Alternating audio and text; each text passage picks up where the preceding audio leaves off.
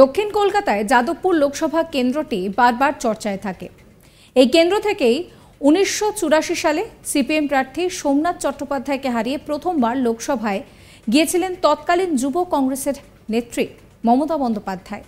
এবার এই কেন্দ্রে বিজেপি প্রার্থী করেছে অনির্বাণ গাঙ্গুলিকে, তৃণমূল প্রার্থী করেছে সায়নী ঘোষকে। এই কেন্দ্রে বিদায়ী সাংসদ মিমি চক্রবর্তীকে প্রার্থী করেনি তৃণমূল, আর কংগ্রেস সমর্থিত বাম প্রার্থী হয়েছেন সিপিএমের সৃজন ভট্টাচার্য। এই কেন্দ্রে হাড্ডাহাড্ডি লড়াই হলেও সম্ভাব্য এগিয়ে রয়েছেন বিজেপি প্রার্থী অনির্বাণ গাঙ্গুলি। এমনই ইঙ্গিত দিয়েছে ইন্ডিয়া টুডে অ্যাক্সিস মাই ইন্ডিয়ার এক্সিট পোলের সমীক্ষা।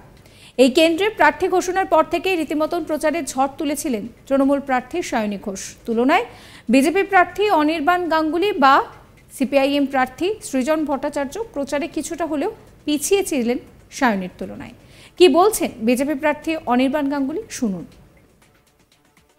সন্ত্রাস ভোটের সন্ত্রাস ভোটের সময় সন্ত্রাস, এটা তৃণমূল কংগ্রেসের সিগনেচার এবং খুব দুঃখজনক, দুর্ভাগ্যজনক যে পশ্চিমবঙ্গের এটা ট্রেডমার্ক হয়ে গেছে। ভোটের সময় হিংসা এবং কোনোভাবে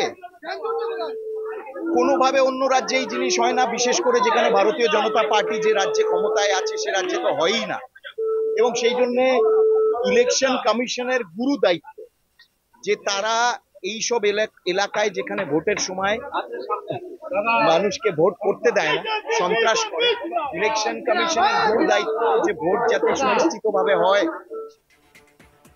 সায়নী ঘোষ কি বলেছিলেন শোনাবো। 10 বছরে নরেন্দ্র মোদী শ্বেতপত্র প্রকাশ করেছে যে কি কাজ করেছে দেশের মানুষের জন্য, বাংলার মানুষের জন্য, হ্যাঁ কিনা। যদি না করে থাকে একটাও ভোট বিজেপিকে দেবেন না। তাই এত হাকুপাকু, এত লাফালাফি, এত ইডি, সিবিআই, রাহুল গান্ধীর হেলিকপ্টার, অভিষেকের হেলিকপ্টারে আইটি পাঠানো।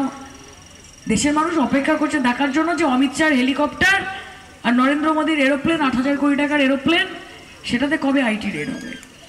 দেশের মানুষ অপেক্ষা করছে দেখার জন্য বিজেপির নেতাদের বাড়িতে ইডি, সিবিআই কবে যাবে। যিনি ক্যান্ডিডেট হয়েছে দিল্লিতে থাকেন, আপনারা একটা 2,000 টাকার কিছু গ্রান্টের জন্য সই লাগতে হবে, তার জন্য 12,000 টাকার টিকিট কেটে দিল্লি যেতে হবে। ওনাকে আপনি খুঁজে পাবেন না। কোনোদিন দেখেছেন আপনারা বিজেপির ক্যান্ডিডেটকে বাংলায় রাজনীতি করেছে? কলকাতা, আরে আমি সায়নী ঘোষ বলতে পারি 3 বছরে যে আমি রাজনীতি করেছি। অভিনেত্রী মানুষ, 3খানা সিনেমা করেছি, 350-এর উপর মিটিং মিছিল সভা করেছি মমতাদির পাশে থাকবো বলে। সিপিএম অনেক বড় বড় কথা বলছে। কি করেছে মমতাদি?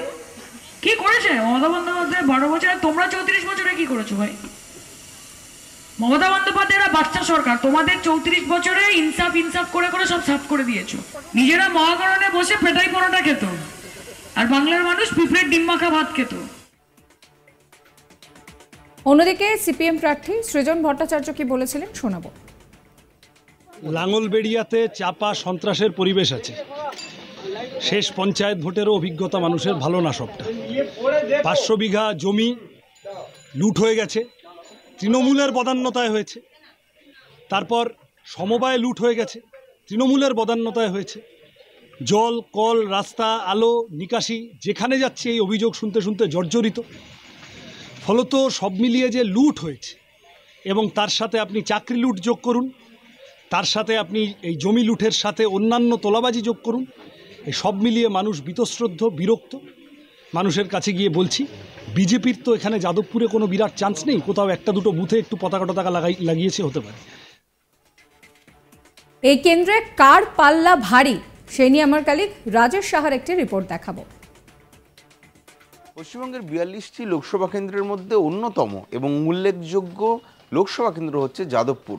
কলকাতার এই যাদবপুর লোকসভা কেন্দ্রে এবার কিন্তু তৃণমূল এবং বিজেপির মধ্যে হাড্ডাহাড্ডি লড়াই হতে চলেছে, এমনটা ইঙ্গিত মিলেছে অ্যাক্সিস মাই ইন্ডিয়া এবং ইন্ডিয়া টুডে যে যৌথ সমীক্ষা, সেই যৌথ সমীক্ষার ফল ইতিমধ্যে প্রকাশ হয়েছে। এবং তাতে কিন্তু এমনটা ইঙ্গিত পাওয়া যাচ্ছে যে শাসক দল, রাজ্যের শাসক দল তৃণমূল কংগ্রেস এবং কেন্দ্রের শাসক দল বিজেপির মধ্যে হাড্ডাহাড্ডি লড়াই হতে চলেছে। আপনারা জানেন তৃণমূলের তরফে প্রার্থী করা হয়েছিল সায়নী ঘোষকে। সায়নী ঘোষ রাজনীতিতে নতুন আসেন, তিনি 21-এর বিধানসভা নির্বাচনে লড়াই করেন, যদিও তিনি পরাজিত হয়েছিলেন। তারপরে তৃণমূলের যুব সংগঠনের গুরু দায়িত্ব তার কাঁধে সঁপে দেওয়া হয়েছিল। তৃণমূলের যুব সংগঠনের রাজ্য সভাপতির মতন দায়িত্ব পালন করেছেন সায়নী ঘোষ। সেই দায়িত্ব পালন করার পর পুরস্কার স্বরূপ তাকে এবার লোকসভা নির্বাচনে প্রতিদ্বন্দ্বিতা করার সুযোগ দেওয়া হয়। দলনেত্রী মমতা বন্দ্যোপাধ্যায় তার নাম ঘোষণা করেন এবং যাদবপুর লোকসভা কেন্দ্র থেকে এবার লড়াই করেছেন সেই সায়নী ঘোষ। তার বিরুদ্ধে বিজেপির যিনি ছিলেন ডক্টর অনির্বাণ গাঙ্গুলি, তিনি বিজেপির হয়ে লড়াই করেছেন এই 2024 লোকসভা নির্বাচন। এবং তাদের সঙ্গে কিন্তু অবশ্যই উল্লেখযোগ্য নাম সৃজন ভট্টাচার্য, সিপিএম প্রার্থী। সৃজনও কিন্তু কোনো অংশে প্রচারে পিছিয়ে ছিল না, কারণ 7টা বিধানসভা তিনি রীতিমতো চষে ফেলেছিলেন। বরঞ্চ অনেকেই বলেন, রাজনীতিক কারিগরীরা বলেন যে বিজেপি প্রার্থীর থেকে বেশি প্রচারে দেখা গেছিল অবশ্যই সৃজন ভট্টাচার্যকে। কারণ এই যাদবপুর লোকসভা কেন্দ্রের 7টা বিধানসভা কেন্দ্রে কিন্তু প্রথম দিন থেকে প্রচার করে চষে ফেলেছিলেন সিপিএম প্রার্থী সৃজন ভট্টাচার্য। যদিও এই যে অ্যাক্সিস মাইন্ডে এবং ইন্ডিয়া টুডের যে যৌথ সমীক্ষা বেরিয়েছে, সেই যৌথ সমীক্ষায় কিন্তু ইঙ্গিত দেওয়া হচ্ছে যে তৃণমূল এবং বিজেপির মধ্যেই এবার হাড্ডাহাড্ডি লড়াই হতে চলেছে। সেখানে কিন্তু বামেদের উল্লেখ নেই। লড়াইটা অবশ্যই তৃণমূল এবং বিজেপির মধ্যে। যেই কেন্দ্রের ভোটার মোট 20 লক্ষ হলেও গতকাল ভোট পড়েছে, অর্থাৎ 1 জুন ভোট পড়েছে 70.41% ভোট পড়েছে। যদিও আগের বারের তুলনায় কিন্তু এবার ভোটের শতাংশ কম। আগের বার অর্থাৎ 2019 সালে কিন্তু 79% ভোট পড়েছিল গোটা যাদবপুর লোকসভা কেন্দ্র জুড়ে। সেখানে যে আগের বার ভোটারও ছিল 18 লক্ষ, তার মধ্যে 79% ভোট 2019 সালে পড়েছিল। কিন্তু 5 বছর পর 2024 সালে ভোটের শতাংশ কিন্তু অবশ্যই কম। এবার ভোটের শতাংশ দেখতে গেলে 70.41% ভোট পড়েছিল যাদবপুর লোকসভা কেন্দ্রে। এবং যেটা তথ্য বলছে নির্বাচন কমিশনের তথ্য, এই 2024 সালে যাদবপুর লোকসভা কেন্দ্রে হিন্দু ভোট রয়েছে 78.6%, মুসলিম ভোট রয়েছে 21.4%, এসসি ভোট রয়েছে 24.1% এবং এসটি ভোট রয়েছে 0.5%। এবং সব মিলিয়ে যে 20 লক্ষ ভোটার তাদের মতদান করেছেন, তাদের ভোট দান করেছেন 1 জুন, নিজের ভোটাধিকার প্রয়োগ করেছেন তারা এবং গণতান্ত্রিক অধিকার প্রয়োগ করেছেন। সব মিলিয়ে যে রেজাল্ট উঠে আসছে তা অবশ্যই 4ই জুন জানা যাবে। 4ই জুন এই রেজাল্ট প্রকাশিত হবে, সেদিনই কিন্তু ছবিটি পরিষ্কার হবে। কিন্তু তার আগে পর্যন্ত ইন্ডিয়া টুডে এবং অ্যাক্সিস মাইন্ডের যে যৌথ সমীক্ষা বেরোচ্ছে, সেই সমীক্ষা কিন্তু ইঙ্গিত দিচ্ছে যাদবপুর লোকসভা কেন্দ্রে বাম নয় বরঞ্চ তৃণমূল এবং বিজেপির মধ্যে হাড্ডাহাড্ডি লড়াই হতে চলেছে। এবার আপনাদেরকে দেখাবো যে 2019-এ এই কেন্দ্রের ফলাফল ঠিক কী ছিল। মিমি চক্রবর্তী তিনি জয়ী হয়েছিলেন এবং তিনি কিন্তু জয়ী হয়েছিলেন 6,88,000 ভোটে। অন্যদিকে অনুপম হাজরা তিনি পেয়েছিলেন 3,93,000 ভোট। বিকাশ রঞ্জন ভট্টাচার্য তিনি পেয়েছিলেন 3,02,000 ভোট।